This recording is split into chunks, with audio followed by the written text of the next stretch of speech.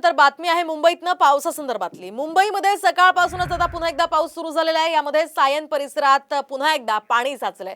मुंबईला आज सुद्धा पावसाचा येलो अलर्ट जारी करण्यात आलाय। त्यात सध्या तरी लोकल आणि रस्ते वाहतुकीवर परिणाम दिसत नाहीये।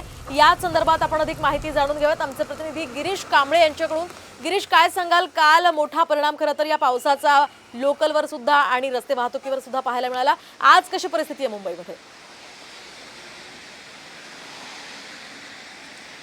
नक्कीच काल मुंबईला ऑरेंज अलर्ट होता, त्यामुळे मोठ्या प्रमाणात पाणी आहे ते सखल भागात साचलं होतं। आज मुंबईला येलो अलर्ट देण्यात आलेला आहे आणि मी आता किंग सर्कल या ठिकाणी आणि त्या ठिकाणी सकाळपासून काल रात्रीपासून विश्रांती घेतलेल्या पावसाने आज सकाळपासूनच सुरुवात केलेली आहे। मात्र सकल भागांमध्ये थोडंफार पाणी आहे ते साचायला सुरुवात झालेली आहे। मी आता गांधी मार्केट किंग सर्कलच्या ठिकाणी आहे, ज्यामध्ये नेहमी दरवर्षी जेव्हा जेव्हा पाऊस पडतो त्यावेळी या ठिकाणी पाणी साचायला सुरुवात होतो आणि नेहमीप्रमाणेच यावेळी देखील आता ह्या सकाळपासून पावसाला सुरुवात झाल्यानंतर थोडं पाणी आहे ते साचायला सुरुवात झालेली आहे। मात्र वाहतुकीवर कोणताही परिणाम झालेला नाही। तर दुसरीकडे रेल्वे वाहतूक देखील सुरळीत सुरू आहे।